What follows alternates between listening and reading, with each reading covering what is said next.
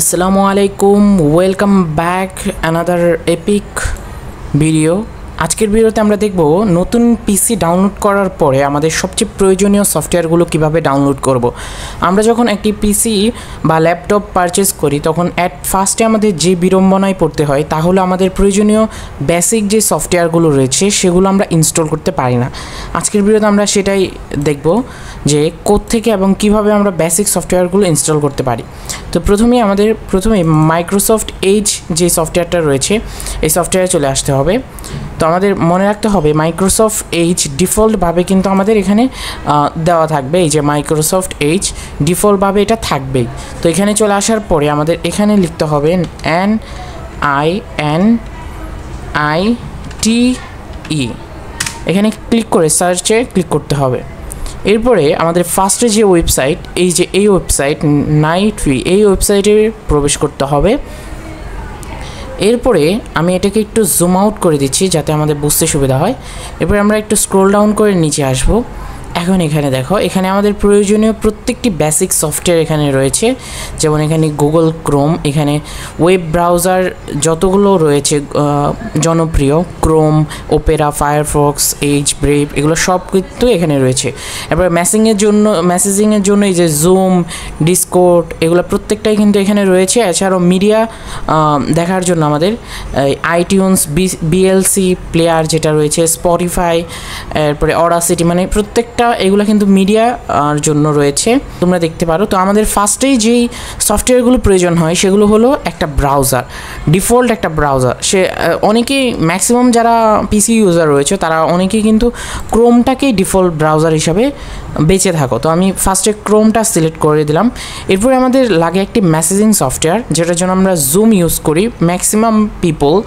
এরপরে আমাদের লাগবে একটি অ্যান্টিভাইরাস সফটওয়্যার। তো আমি এখানে এভিজে অ্যান্টিভাইরাস সফটওয়্যারটা ইনস্টল করব। এরপরে আমি এখানে বিভিন্ন ফাইলকে এক্সট্রাক্ট করার জন্য আমাদের একটা অ্যাপ্লিকেশন প্রয়োজন হয়। আমি উইনার ইউজ করতে স্বাচ্ছন্দ্য বোধ করি, তোমরা যেটা ইউজ করতে চাও এটা এখান থেকে ইনস্টল করতে পারো।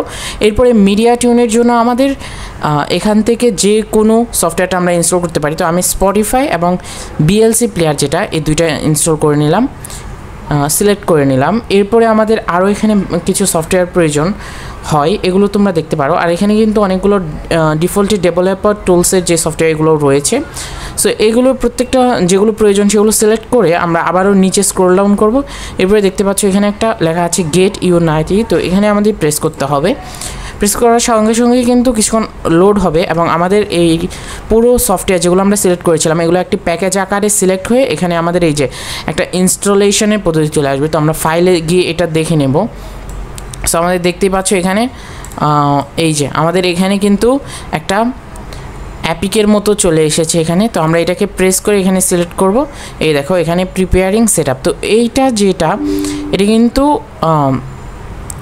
এখানে দেখতে পাচ্ছ এখানে কিন্তু প্রত্যেকটা সফটওয়্যার এখানে ইনস্টল হয়ে যাবে। আমি যদি দেখাই তোমাকে একটু অপেক্ষা করলে, এই যে দেখতে পাচ্ছ এখানে প্রত্যেকটা সফটওয়্যার অটোমেটিক কিন্তু এখানে ইনস্টল হয়ে যাবে এবং অটোমেটিক এটা আপডেটও হয়ে যাবে এবং অটোমেটিক্যালি তোমার সেটআপ হয়ে যাবে, মানে তোমার কিছুই করতে হবে না। তো এটা খুবই গুরুত্বপূর্ণ একটা পদ্ধতি যেটা আমাদের অনেকগুলো সময় বাঁচাবে। আমাদের বেসিক সফটওয়্যারগুলো আমাদের একই সাথে মানে এক জায়গাতে আমরা পেয়ে যাব।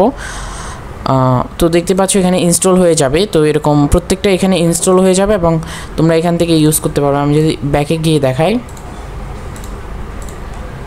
এখানে কিছুক্ষণের মধ্যে এটা ইনস্টল হয়ে যাবে।